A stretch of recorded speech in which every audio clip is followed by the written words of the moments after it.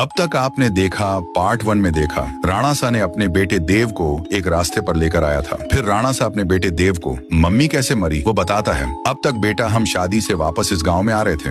हमको आते आते 7 बज चुके थे। सारे घरों की खिड़की दरवाजे बंद थी। तभी मैंने तुम्हारे मम्मी कहा, नंदनी अब हमारा घर बहुत दूर है और वो लोग आ जाएंगे। फिर तुम्हारे मम्मी बोला, हाँ तुम सही कह रहे हो, हमको झाड़ी में, वरना कहाँ तो छुपना पड़ेगा। तभी नंदनी ने एक टूटी फूटी लकड़ी के झोपड़े की तरफ इशारा किया। मुझे वह झोपड़ी आज की रात बिताने के लिए सही लगी, इसलिए मैं झोपड़ी में जाने का फैसला किया। हम दोनों झोपड़ी की ओर जाने लगे। हम उसके काफी नजदीक आ गए थे। मैं तो उस झोपड़ी के अंदर चला गया, पर तुम्हारी मम्मी बाहर रुक के किसी से बात करने लगी। मम्मी को एक छोटी बच्ची रोके बोल रही थी, आंटी मुझे बहुत डर लग रहा है, मैं बाहर छूट गई हूँ, मेरा घर बहुत दूर है। फिर मम्मी बोली, बेटा तुम रो मत, तुम एक काम करो, हमारे साथ आओ। इतना बोलते ही उस छोटी बच्ची ने माँ के चेहरे पर हमला कर दिया। तुम्हारी माँ वहीं पर मर गई। मैंने जोर से चिल्लाया। नंदनी फिर वो लड़की मेरे पास आकर मुझको बोली, आओ ना अंकल, बाहर हम साथ में खेलते हैं, बाहर आओ ना, क्यों डर गए, अरे आना, और हंसने लगी। राणा सा ने देव को ये माँ की कहानी बता के तीसरा दिन था। देवराजू की टपरी से एक कुरकुरा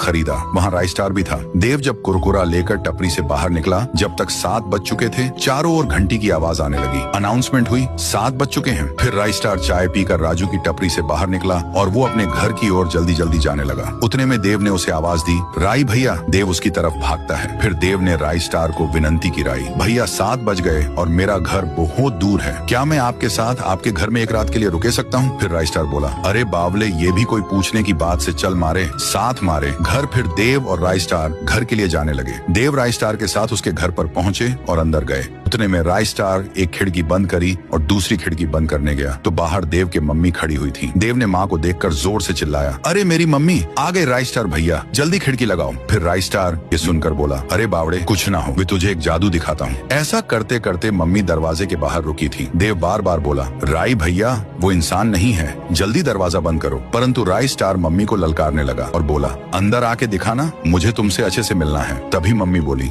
तुम एक काम करो, तुम ही बाहर आ जाओ, मैं तुमसे अच्छे से मिलूंगी। ये देखकर कर देव को बड़ा आश्चर्य हुआ कि ये अंदर क्यों नहीं आ रही। फिर देव राइस स्टार को बोला, राई भैया ये घर के अंदर क्यों नहीं आ रही? राइस स्टार ने जवाब दिया, बेटा जब तुम्हारे मम्मी को बाशिंदी नोच नोच कर मार दी थी और थारा बाप साला झोपड़ी में ही था, वही सब मैं खिड़की से देख रहा था। मेरे मन में सेम सवाल आया कि बाशिंदी झोपड़े में अंदर घुस के थारे बाप को क्यों नहीं मार रही थी। यही जानने के लिए मैं अगले सुबह उस झोपड़ी के अंदर चला गया और चारों तरफ मकड़ी के जाल के सिवा वहाँ कुछ नहीं था। मैंने जब कोने में देखा तो वहाँ पर एक चमकदार जादुई सर की शेप में भोपड़ा था और वो वही भोपड़ा देख वहाँ रखा हुआ है। इसीलिए ये बाशिंदे अंदर आ सकते समझ गया कि और इसी की मदद से थारा बाप बच पाए